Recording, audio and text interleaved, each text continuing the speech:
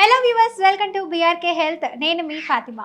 ఈరోజు మనతో పాటు అయితే ఉన్నారండి ఒక ఫేమస్ పర్సన్. ఆయనే మరెవరో కాదు, మూలికా వైద్య నిపుణులు. ఆయనే ఏవి సుబ్బారావు గారు. సార్తో మాట్లాడి పూర్తి వివరాలు తెలుసుకుందాం. నమస్తే అండి. నమస్తే మేడం. ఎలా ఉన్నారు? బాగున్నాను మేడం.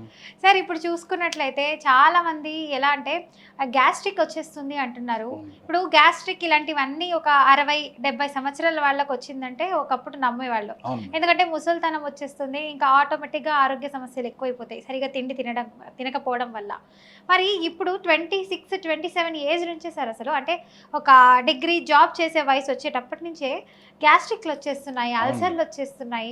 అసలు వీటికి కారణం ఏంటంటారు అసలు? ఓకే మేడం, మంచి ప్రశ్న వేశారు మేడం. విఆర్కే ప్రేక్షకులకు అందరికీ నమస్కారం అండి. ఈ రోజున మేడం గారు అడిగింది గ్యాస్ట్రిక్ సమస్య. అసలు గ్యాస్ట్రిక్ అంటే శరీరంలో మనం తీసుకున్న ఆహారం, నమిలి మింగిన ఆహారం అన్నవాహికలో అరగటానికి మనకు కొన్ని రకాలైనటువంటి యాసిడ్స్ కావాలి మేడం. అవి మన శరీరం ఉత్పత్తి చేస్తుంది ఆటోమేటిక్గా. ఆ ఉత్పత్తి చేసే క్రమంలో మనం సరైనటువంటి ఆహారం సరైనటువంటి టైంకి తీసుకున్నటువంటి వాళ్ళకి గ్యాస్ట్రిక్ సమస్య అనేది ఉండదు మేడం. అలా కాకుండా ఆహారంలో మార్పులు, టైంలో మార్పులు ఇవి ఎప్పుడైతే జరగటం మొదలు పెడతాయో ఈ గ్యాస్ట్రిక్ అనేది పుట్టుకొస్తుంది. ఉదాహరణకు ఒక వ్యక్తి, మీరే ఉన్నారు మేడం. మీరు రోజు పొద్దున్నే 4 ఇడ్లీ తింటారు 8 గంటలకి. 4 ఇంటికి తింటుంటే ఒక నెల రోజుల తర్వాత మీ శరీరం, మీ మెదడేం చేస్తుందంటే, మేడం గారు రోజు ఉదయం 8 గంటలకు 4 ఇడ్లీ తింటారు కాబట్టి 4 ఇడ్లీని జీర్ణం చేయడానికి కావాల్సిన జీర్ణ రసాలని ఉత్పత్తి చేస్తుంది. ఒక నెల రోజులైన తర్వాత 31వ రోజున మీరు మీ ఫ్రెండ్ వాళ్ళ ఇంటికి వెళ్తే వాళ్ళు బలవంతంతో 5 ఇడ్లీ తిన్నారు. మీకు జీర్ణరసాలు ఉత్పత్తి చేసేది కేవలం 4 ఇడ్లీలు మాత్రమే అరగటానికి కావాల్సిన జీర్ణరసాలు వస్తాయి. కానీ అదనంగా తీసుకున్న ఇడ్లీ, ఒక ఇడ్లీ ఉంది కదా, దాన్ని అరిగించేందుకు కావాల్సిన జీర్ణరసం మీకు ఉత్పత్తి కాదు.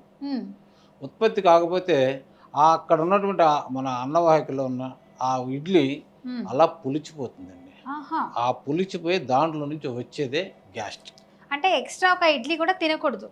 ఎక్స్ట్రా ఒక ఇడ్లీ కూడా 4 ఇడ్లీకి సరిపడే రసాన్ని మాత్రమే అది మన ఎప్పుడైనా మన శరీరం అలవాటు ఎంతైతే చేసుకుంటామో అంతవరకు క్లియర్గా ఉంటుంది మేడం.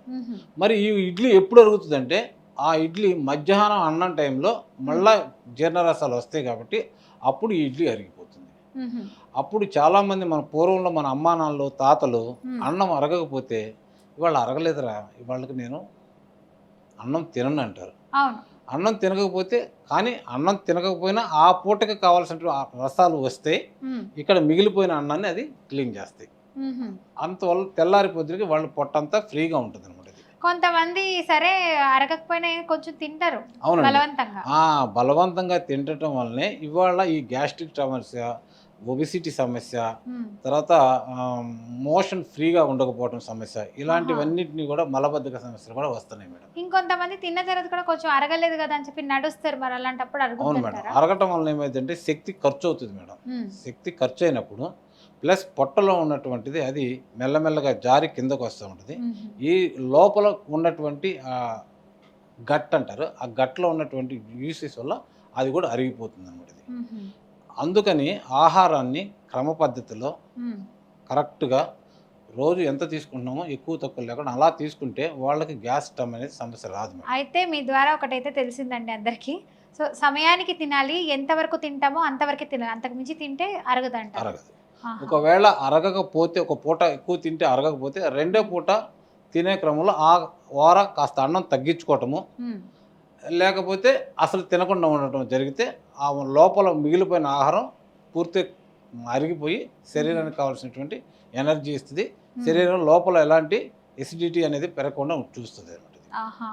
సో మితిమీరి తినకూడదు అంటారు. ఎంత మోతాదులో తింటామో అంతే మోతాదులో తినాలి. Correct madam. ఎవరో ఏదో అంటారని మొహమాటానికి తిన్నా మన బాడీయే ప్రాబ్లం, సమస్య ఎక్కువైపోతుంది. దీనివల్ల అరగదు, దానికి తగ్గ వాంతింగ్స్ రావు, ఇలాంటి ఇబ్బందులు ఎక్కువ పడాల్సి వస్తుంది. దానివల్ల మన పొట్ట కూడా బరువు అయ్యి నిద్ర వచ్చేస్తుంది మేడం. ఏమంటే నిద్ర వస్తే మనకి ఆటోమేటిక్గా మళ్ళీ అదొక రకమైన ఒబిసిటీకి కారణం అవుతుంది అన్నమాట. అలా కూడా పడుకుంటే ఒబెసిటీ కారణం. అవును మేడం.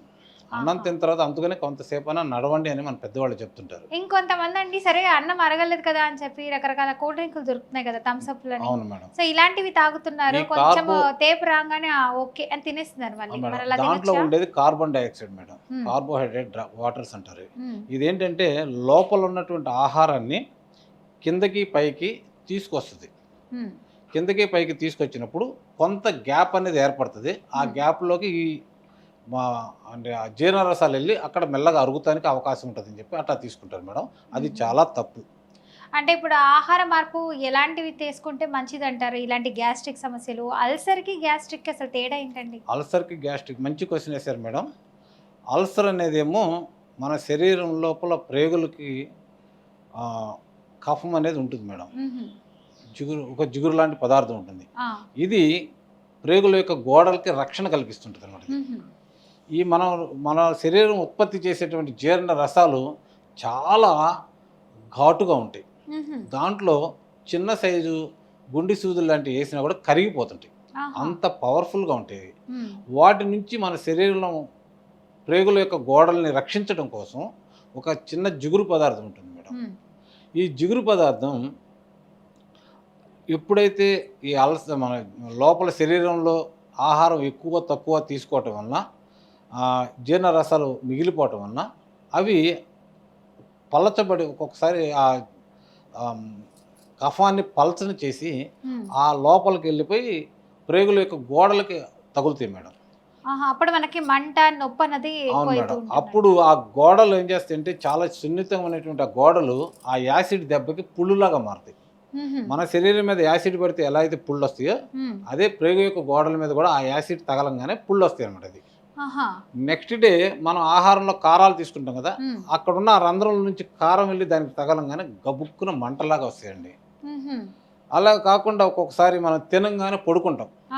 తినంగానే పడుకుంటే శరీరానికి కావాల్సినటువంటి బైల్స్ అంటే జీర్ణరసాలు పడుకోవటం వలన కింద నుంచి పైకి మళ్ళా అన్నవాహికలు వచ్చేస్తాయి.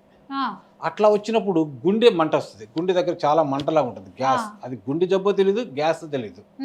అలాంటప్పుడు కూడా మన వాళ్ళు చెప్తారు, కుడి చేతి కాకుండా ఎడమ చేతి వైపున పడుకోండి, ఎడమ చేతి మీదే పడుకోండి, కుడి చేతి వైపు మీద పడుకోవద్దని చెప్తారు అనమాట. అది కూడా ఒక మనకు రీజన్ అనమాట. గ్యాస్ ఎగతన్నుతుంది అంటారు, ఎగతన్నింది గ్యాస్ అంటారు. అలా ఎగతన్నకుండా ఉండటానికి ఆహారం తిన్న తర్వాత కొద్ది రోజులు నడవమంటారు. అందుక చాలా మంది రైట్ సైడ్ పడుకున్నప్పుడు ఒక తేపు లాంటిది వస్తుంది, మంట ముక్కు నుంచి ఇదంతా మంటగా ఉంటుంది. అవును మేడం. అలా కాకుండా ఇదివరకు ఏంటంటే చాలా పూర్వం ఆర్థిక పరిస్థితి వల్ల కానివ్వండి, ఇంకొక విషయం వల్ల కానివ్వండి, మాంసాహారం చాలా తక్కువ తీసుకునేవాళ్ళు మేడం. ఇప్పుడు ధనం పెరిగిపోయింది, సంపాదన పెరిగిపోయింది. ప్రతి హోటల్ ఇదివరకు మన హైదరాబాద్ చుట్టుపక్కల ఎక్కడికి వెళ్ళినా కూడా బ్రాహ్మణ హోటలు లేకపోతే అని రాసి పెట్టి అమ్మేవాళ్ళు. కూరగాయల భోజనాలు ఉండేవి మేడం. ఇవాళ చూద్దామన్నా అక్కడ దొరకట్లేదండి. ఎక్కడ చూసినా మసాలా ఫుడ్. ఈ మసాలా ఫుడ్ కూడా ఎలాంటి మసాలా అంటే మనం తినాల్సిన దానికన్నా ఎక్కువ మసాలా, చాలా ఘాటైన మసాలాలు. అంటే అందరు రుచిని చూసుకుంటున్నారు, నోటిని రుచి చూస్తున్నారండి. దానివల్లే ఇవాళ గ్యాస్ట్రిక్ సమస్య అనేది బాగా పెరిగిపోతుంది. అయితే ఎప్పుడైతే అలా ఏర్పడినటువంటి పుళ్ళు ఉన్నాయి చూసారు ఇందాక, ఆ పుళ్ళనే మనం అల్సర్లు అంటామండి. ఈ అల్సర్లని మనకి ఆపేటువంటిది నెయ్యి మేడం. నేతితో చేసినటువంటి మందులు కానీ మనం తీసుకోగలిగితే ఈ అల్సర్ అనేది పూర్తిగా పోతుంది మేడం. మా దగ్గర ఒక మందు ఉంది మేడం, ఇది 3 నెలలు కంటిన్యూగా వాడగలిగితే అల్సర్ అనేది పూర్తిగా పోతుంది. ఇది మేము ఇలా ఉంటుంది సార్. ఇది కొన్ని రకాలైనటువంటి కెమికల్స్, అదే మన మినరల్స్తో తయారు చేసినటువంటి మందు. ఇది అది వాడితే ఎలాంటి గ్యాస్ట్రిక్ గానీ అల్సర్ గానీ మనకి సమస్య రాకుండా పోతుంది? అవును సార్, పూర్తిగా తగ్గిపోతుంది మేడం. ఇది యాక్చువల్లీ 3 నెలలు వాడాలి మేడం, నేతితో కల్పిస్తాము. ఇది 3 నెలలు వాడితే అల్సర్ అనేది పూర్తిగా 100% మేడం, గన్ షాట్గా చెప్పొచ్చు, తిరిగి రాదు, అలా తగ్గిపోతుంది మేడం. చూసారు కదా వ్యూవర్స్, ఈ మందు అన్నది వాడితే కొంచెం చూడడానికి బూడిద రంగులా ఉంది, బూడిదలాగే అనిపిస్తుంది, బూడిదైతే కాదండి ఇది. ఈ మందు వాడితే మనకి ఎలాంటి రోగాలు రాకుండా కాపాడుతుంది, గ్యాస్ట్రిక్ రాకుండా, అల్సర్ రాకుండా చాలా మంచిగా బాగా చేస్తుందంట. 3 మంత్స్ వాడాలంట. మీకు కూడా ఈ మందు ఏమైనా కావాలనుకుంటే వెంటనే కింద స్క్రోల్ అవుతున్న నెంబర్కి కాల్ చేయండి, సార్తో మాట్లాడి పూర్తి డీటెయిల్స్ తీసుకోండి. సార్ మీకు కొరియర్ ద్వారా కూడా పంపించడానికి సులువు అవుతుందండి. కొరియర్ ద్వారా కూడా ఇస్తారంట. ఏ దేశమైనా పర్లేదు, ఏ స్టేట్ అయినా పర్లేదు, ఏ ఊరైనా పర్లేదు, పంపిస్తారంటండి. సో ఇంకా మీకు ఏదైనా డీటెయిల్స్ కావాలంటే కింద స్క్రోల్ అవుతున్న నెంబర్కి కాల్ చేయండి.